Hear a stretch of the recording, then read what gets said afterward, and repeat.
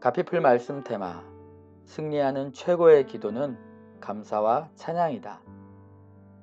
세 민족이 연합해서 유다를 침공한 이야기가 역대하 20장에 기록되어 있다. 유다 왕은 적의 위협에 떨며 주님께 엎드렸다. 그는 하나님의 구원에 대한 약속을 받고 진군하되 맨 앞줄에 노래하는 사람들을 세우라는 전략을 세웠다. 전쟁하러 가는데 찬양대를 앞세우는 것은 말도 안 되는 전략이지만 백성들은 왕의 명령과 하나님의 약속에 순종했다. 그들이 찬양을 부르자 복병이 나와서 적을 섬멸했다.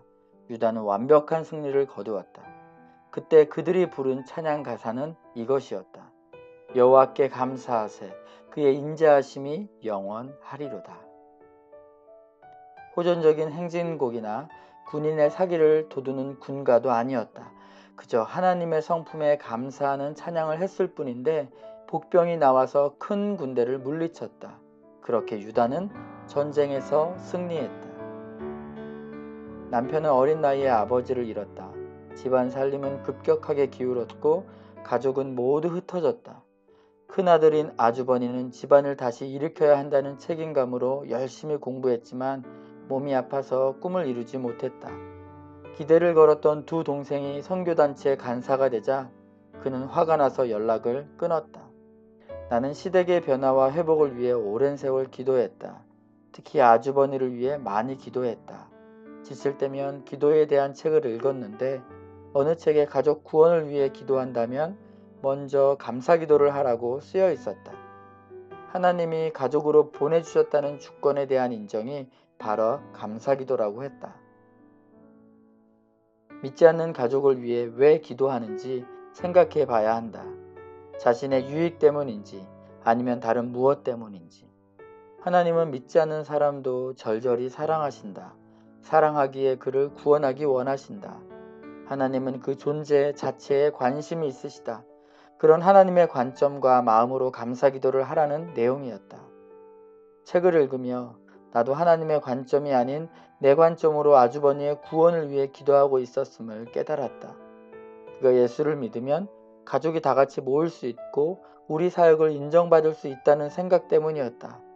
어쩌면 좀 더 편하게 신앙생활을 하려고 그의 구원을 바라는 것이 아닌지 생각하게 되었다. 남편도 마찬가지였다. 선교단체의 지도자로서 깨어진 형제관계는 드러내고 싶지 않는 부끄러움이었다. 그래서 빨리 형님이 예수를 믿었으면 했다. 우리는 잘못된 동기를 깨닫고 그것을 버렸다. 시어머니와 아가씨에게도 알려주었다. 이제부터 기도 내용을 바꿉시다. 감사하며 기도합시다. 그러나 이런 기도를 편한 마음으로 하기는 쉽지 않았다. 주로 주변에서 들은 이야기로 형성되었지만 내게 아주버니에 대한 선입견과 편견이 있었다. 아주버니 때문에 가족들이 편하게 만나지 못하는 것을 이해할 수가 없었다. 아주버니 몰래 어머니를 만나는 날이면 왜 이렇게 살아야 하는지도 원망도 했다. 그래서 그가 구원받기는 원했지만 감사기도는 하지 못했다. 그런데 가족 구원과 가정 회복을 위해서 기도한다면 가장 먼저 감사기도를 해야 한다니. 처음에는 의지적으로 기도했다. 그분이 제 아주버님이어서 감사합니다. 남편도 아가씨도 감사하며 기도했다. 형님이 제 형이어서 감사합니다. 제 오빠로 보내주셔서 감사합니다. 어머님도 감사하며 기도했다. 제 아들로 보내주신 것을 감사합니다. 이렇게 감사하며 기도하다 보니 정말 감사한 일들이 생각나서 의지를 넘어 진심으로 감사하게 되었다. 그렇게 기도하던 중에 아주버니로부터 연락이 왔다. 가족이 헤어진 지 13년 만에 다시 만났다. 그런데 결혼식 이후에 처음 만난 그는 내 예상과 전혀 달랐다. 부드럽고 친절하고 신사적이었다. 나는 어머니께 조용히 여쭈었다. 제가 그동안 듣던 그런 분이 아닌데요. 정말 좋은 분이에요. 어머님도 영문을 모르겠다며 말씀하셨다. 그러게 말이다. 얼마 전부터 갑자기 부드러워졌어. 나는 알았다. 가족이 감사기도를 시작한 때부터 그가 변화되었다는 것을. 지금 아주버니는 마음이 부드럽고 너무나 따뜻하다. 그에 대한 감사기도는 개인의 변화를 넘어 가정 안에 놀라운 평화를 가져왔다. 가족 구원과 회복을 위한 효과적인 기도 방법은 찬양과 감사 기도다. 하나님은 우리의 찬양 중에 임하시고 감사의 예배를 기뻐하신다.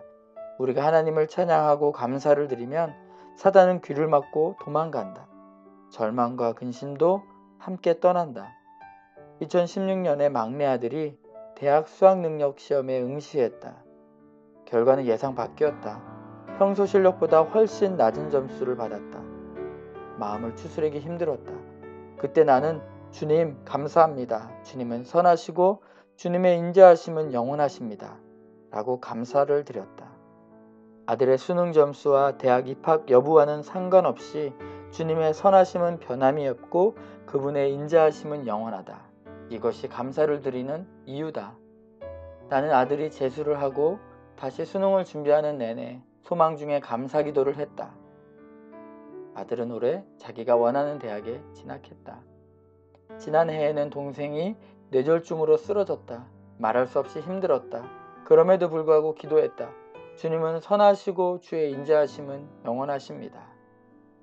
기도함으로 어두움의 공격을 막았다. 절망적인 순간에도 힘을 내서 끝까지 동생의 회복을 도울 수 있었다.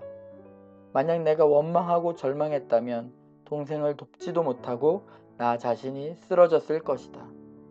그렇게 사단에게 승리를 안겨주었을지도 모른다. 그러나 나는 어떤 상황에서도 마귀를 기쁘게 하고 싶지 않았기 때문에 하나님을 높이며 기도했다. 어려운 일이 있을 때 승리하는 최고의 기도는 감사와 찬양이다.